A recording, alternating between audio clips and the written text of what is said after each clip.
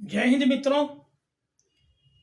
राजनीतिक कारणों से की गई सोनाली फोगाट की हत्या। मित्रों, मैं हूं क्रांतिवीर पत्रकार बदन लाहौरिया, हमारे YouTube चैनल एलएमएल जनता की आवाज की तरफ से। बीते अभी 22 अगस्त सुबह के समय जो सूचना आई थी कि जो हरियाणा से आदमपुर विधानसभा से चुनाव लड़ चुकी भाजपा नेत्री सोनाली फोगाट और फिल्मी अदाकार और मशहूर चर्चित और विख्यात हरियाणा का चेहरा, उनकी जो बड़ी दुखदाई और दर्दनाक जो मौत हुई है, परंतु अब धीरे धीरे उस के पन्ने खुलने लगे और राज खुलने लगे। तो वो एक हत्या की गई है, बहुत साजिशन हत्या की गई है। 22 अगस्त 2022 की सुबह से ही हम इस खबर के पीछे लगे हुए हैं। सबसे पहले हमें जब हिसार नगर से खबर मिली तो मैंने इस बात को बहुत तेजी से इस बात को पकड़ते हुए उसी वक्त से छानबीन शुरू करी और एक वीडियो हमने 2 दिन पहले अभी चलाई है खबर की पूरी विस्तार से। आज इसकी सेकंड कड़ी और जो अब हत्या के रूप में बिल्कुल नजर आ रही है, आज हम उस पर प्रकाश डाल रहे हैं कि ये राजनीतिक एक बहुत बड़ी साजिश के कारण सोनाली फोगाट की हत्या है, ना कि कोई हार्ट फेल से कोई मृत्यु नहीं है, ये एक हत्या है। इसी संदर्भ में जो अभी हमें बड़े तथ्य और सबूत जो मिले हैं, इस दूसरी वीडियो के प्रसंग में आज मैं हमारे सभी दर्शकों के सामने मैं क्रांतिवीर पत्रकार मदन लाहौरिया प्रस्तुत करने जा रहा हूं कि ये राजनीतिक साजिश भारतीय जनता पार्टी में आज से नहीं चल रही। ये सन 94, 95, 96 से ही भारतीय जनता पार्टी के अंदर राजनीतिक साजिशें चल रही हैं। इसके सबूत मेरे पास क्यों है वो मैं हमारे सभी दर्शकों के लिए बता देता हूं कि मेरी 65 वर्ष की उम्र है, जिसमें मेरा 40 वर्ष लगभग राजनीतिक अनुभव है और मैंने आरएसएस और भारतीय जनता पार्टी में बहुत लंबे समय तक 30-35 वर्षों तक सेवा दी है। और हरियाणा के अंदर हमारे जो इस वक्त माननीय मुख्यमंत्री मनोहर लाल जी खट्टर 94 के अंदर 1994 में भाजपा के संगठन महामंत्री बने थे हरियाणा प्रदेश के, और मैं उस वक्त जिला प्रचार प्रमुख हिसार नगर का था। और उसके बाद इन्होंने बैठते ही इनसे पूर्व जितने संगठन महामंत्री थे, जो नेता थे, जनसंघ के समय से मैं 7 साल की उम्र से जनसंघ के मुहिम में रहा हूं और आंदोलनों में रहा हूं, परंतु ऐसी राजनीतिक साजिशें मनोहर लाल जी खट्टर के संगठन महामंत्री बनने से पहले हरियाणा भाजपा में नहीं थी। यह मैं पूरे सबूतों के साथ बाद में विस्तार से बता सकता हूं पूरी जनता के लिए। और 1994 में जैसे आए और 1995 में माननीय मोदी जी हमारे हरियाणा के प्रभारी बने, और ये दोनों प्रचारक वर्ग से हैं। तभी से राजनीतिक साजिशें इस प्रकार रची जाने लगी कि जो कर्मठ कार्यकर्ता, हमारे जैसे जो कर्मठ कार्यकर्ता शहरों के अंदर होते थे, वो जनता में कल को सितारे ना बन जाएं। जब चुनाव का समय आता था तो साजिशन उनको चुनाव ना लड़ने के लिए दबाव बनाया जाता था और संदेश दिए जाते थे कि जी आप तो देश की सेवा के लिए पैदा हुए, आप त्याग कीजिए। और जो टिकट देकर के लाद दिए जाते थे, जिन पे धन बल होता था, उनको धन बल से टिकटें दे करके, और जो कर्मठ कार्यकर्ता होते थे जिन्होंने मेहनत की होती थी इस जिला स्तर पे, उनको ये त्याग का पाठ पढ़ा करके राजनीतिक साजिश रचते हुए उनको ठंडे बस्ते में डाल के घर बिठा देते थे। यानी उनका धन पहले लगवाते थे, उनका धन बल घर सारा उनका लगवा करके फिर बाहर से धन से पैसे से लाए हुए कैंडिडेट उन पे लाद देते थे। इसी का कारण है, ये बहुत लंबी फहरिस्त है भारतीय जनता पार्टी में राजनीतिक षड्यंत्रों की। इस राजनीतिक षड्यंत्र का मैं खुद शिकार हुआ हूं।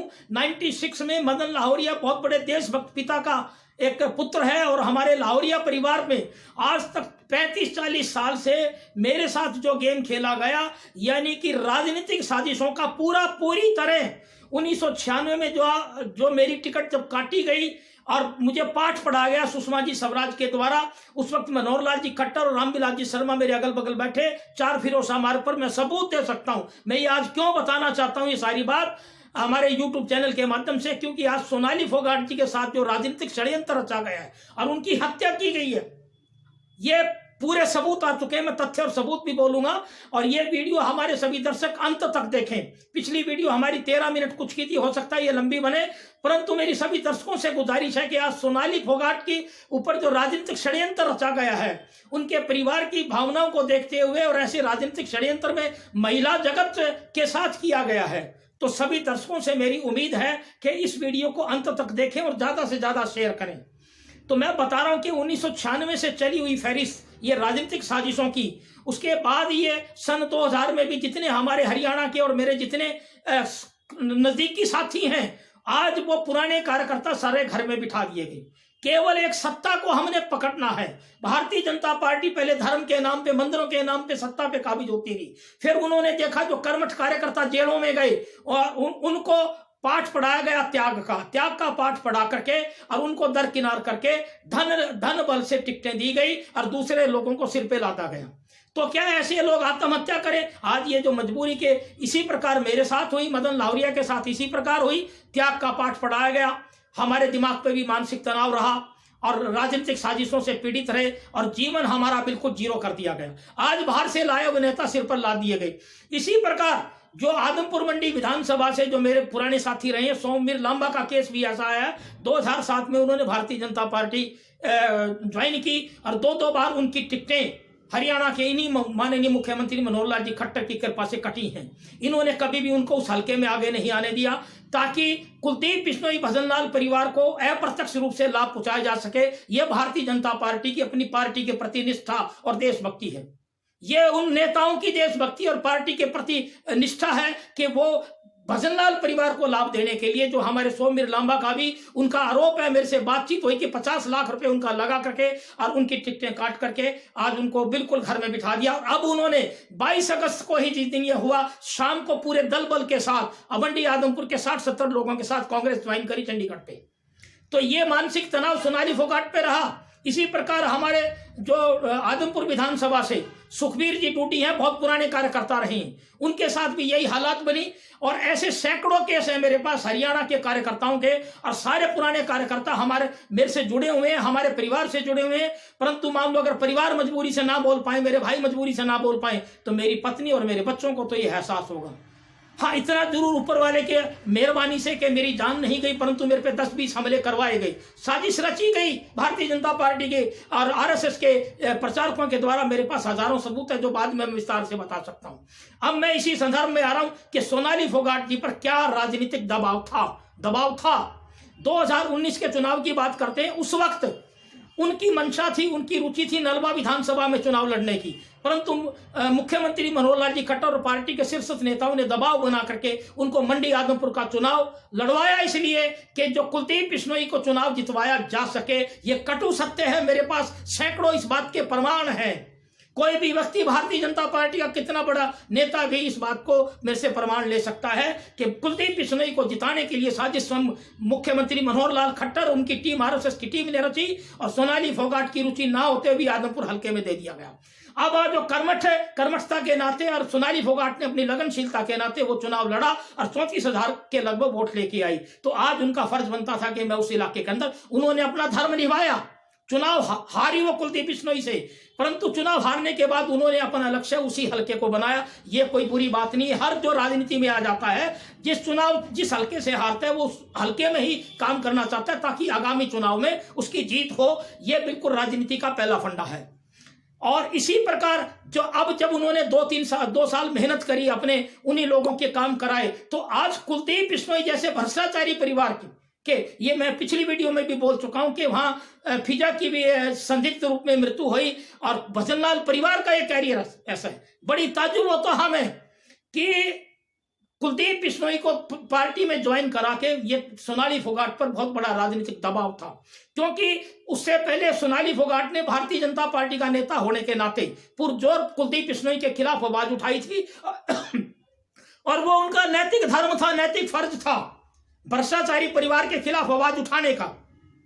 और कुलदीप बिश्नोई के खिलाफ सोनाली फोगाट ने बहुत जबरदस्त आवाज उठा रखी थी। तो उनकी मानसिक अवस्था को आप समझें कि जब पार्टी ने भ्रष्टाचारी परिवार के उस लड़के कुलदीप बिश्नोई को ऊपर सिर पे पार्टी ज्वाइन करा के लादा, तो निश्चित तौर पे उन पे मानसिक दबाव बना। और यहां तक खबरें निकल के आ रही है कि भाजपा हाईकमान ने अभी चंद दिन पहले भी उनको कहा था कि आपको अगर कुलदीप के लड़के को चुनाव लड़ाना होगा क्योंकि आप हल्के के काम करा रही हैं, तो ये बात उनसे हजम नहीं हो सकती थी। बड़ा भारी मानसिक दबाव था। इस केस के अंदर बहुत बड़ी राजनीतिक मगरमच्छों के नाम निकलेंगे जो विशेष तौर से भारतीय जनता पार्टी के ही निकलेंगे। अब आज इस घटना में प्रकाश डालते हैं। आज इतने सबूत आ चुके हैं। सोनाली फोगाट के भाइयों और बहनों के परिवार वालों के खुलेआम आरोप आ रहे हैं और ये घटना प्रकरण भी उसी प्रकार गुजरा है।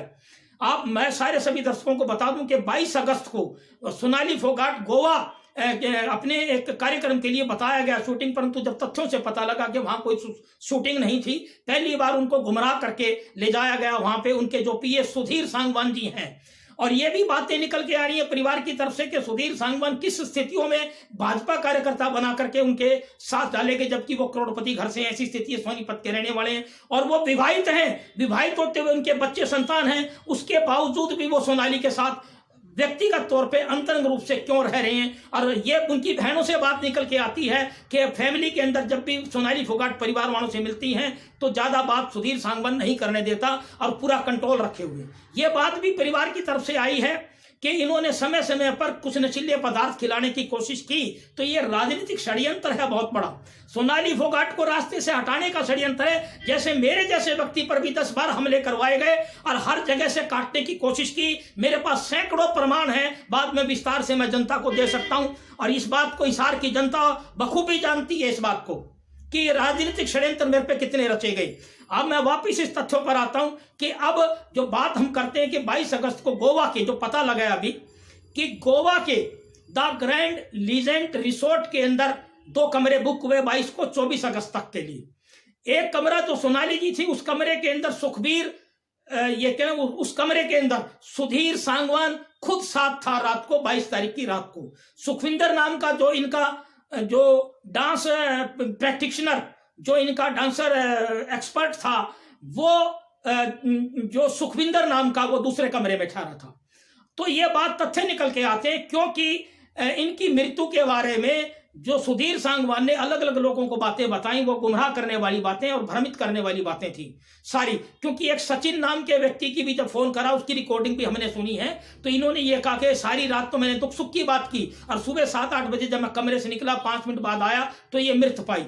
दूसरी तरफ एक सुशील शुक्ला नाम की रिकॉर्डिंग अभी गोवा से आई, या तो वो चलाई गई है या वो मैनिपुलेट की गई है। उन्होंने इस द ग्रैंड लीजेंड का रिसोर्ट का नाम बताया और साथ में ये कहा है कि इनको हॉस्पिटल ले जाया गया सुबह और ये वहां मृत घोषित की गई। तो ये मैनिपुलेटेड है। दूसरा, परिवार की तरफ से बार बार बातें आ रही हैं कि उनको भोजन के अंदर कुछ नशीला पदार्थ दिया गया। जब नशीला पदार्थ दिया गया, उन्होंने अपनी बहन को बताया रात को 8:30, 9, 10 बजे के आसपास, 9:30, 10 बजे के आसपास कि भी जो है ना मेरे शरीर में गड़बड़ हो रही है, तो ये भोजन के अंदर नशीला पदार्थ दिया गया, निश्चित तौर पे दिया गया। और अब पोस्टमार्टम के लिए सारे लोग, सारी जनता की मांग है। और अभी हमें पता लगा सुबह 11:30 बजे मैंने खुद बात की है सोनाली फोगाट के सगे भाई रिंकू ठाका से। उन्होंने कहा है कि इतना बड़ा दबाव डालने के बाद, जबकि राष्ट्रीय महिला आयोग ने भी कहा है और अब गोवा पुलिस की और फोगाट परिवार की सहमति हो गई है इनकी कि अब पोस्टमार्टम, तो उन्होंने कहा भी 1 घंटे में पोस्टमार्टम शुरू होने वाली है। तो हमने उनको कहा कि आप बड़ी तल्लीनता से कराएं और ये भेद बहुत बड़ा राजनीतिक षड्यंत्र का खुलेगा। दूसरी बात, हमारे सभी दर्शकों की एक बात और बता देता हूं कि मैं 20 साल से पिछले ज्योतिषाचार्य भी हूं। मैंने इनका जन्म 21 सितंबर 1979 का है और फतेहाबाद जिला के भूथन कला का जन्म है। तो मैंने बहुत से लोगों की डेथों पर भी कुंडलियों पे रिसर्च तौर पे, जस्ट लाइक सुशांत सिंह के केस पे भी काम किया था। तो मैंने इनके लगाया, इनको संभावित जो है 22 तारीख की रात को 8:30 से 9:30 के बीच में की जो कुंडली बनती है उसके अनुसार इनको खाने के अंदर नशीला पदार्थ दिया गया। इनके जीवन में भी गुप्त शत्रुता और राजनीतिक शत्रुओं इनके खिलाफ करीबन 15 अप्रैल के बाद शुरू हो चुके थे। इनकी प्रश्न कुंडलियां जो मैंने लगाई हैं वो बिल्कुल सत्य हैं। 15 अप्रैल 2022 के बाद इनके राजनीतिक शत्रु प्रारंभ हो चुके थे। अंत में मैं सभी हमारे फोगाट परिवार को बार बार ये कह रहा हूं कि ये बहुत बड़ा राजनीतिक षड्यंत्र है। मेरे पास बहुत बड़े सबूत हैं और इस मौत का राज, ये मौत नहीं है, ये कत्ल है, एक राजनीतिक षड्यंत्र, और वो भी एक महिला नेत्री के साथ। ये बहुत बड़ा सवाल आता है, कल को भारत की महिला जगत का विश्वास उठ जाएगा, राजनीति से पूर्णतः विश्वास उठ जाएगा। और राजनेताओं के साथ जब रहने लगी महिलाएं तो उनका विश्वास उठ जाएगा, क्योंकि चरित्र पतन से गिरे हुए भारतीय जनता पार्टी के नेता आज भारतीय जनता पार्टी के शीर्ष स्तर पर सीटों पर बैठे हैं। ये हमारे पास बहुत बड़े प्रमाण हैं, बाद में हम विस्तार से बताएंगे क्योंकि ये सोनाली फोगाट की जो मौत हार्ट अटैक से दिखाई गई, राजनीतिक कारणों से, राजनीतिक साजिशों से सोनाली फोगाट की एक साजिशन तयशुदा हत्या की गई है। अब देखते हैं पोस्टमार्टम रिपोर्ट में शाम तक क्या निकलता है, क्या दबाया जाता है। और मेरी प्रार्थना है कि बिसरा की रिपोर्ट भी गहराई से जांच कराई जाए और हरियाणा पंजाब हाईकोर्ट के जज से जांच कराई जाए, ताकि सोनाली फोगाट की जीवात्मा को शांति मिले और पूरा न्याय मिले। उनकी एक बेटी है छोटी, तो यानी उस पर इस बात की वो कैसे अपना जीवन व्यतीत करेगी। ये बहुत बड़े गंभीर प्रश्न है और इसमें भारतीय जनता पार्टी के बड़े बड़े नेता घिरेंगे, बड़े बड़े नाम आएंगे। ये आने वाले समय में हम आपको बतलाते रहेंगे। जय हिंद, वंदे मातरम।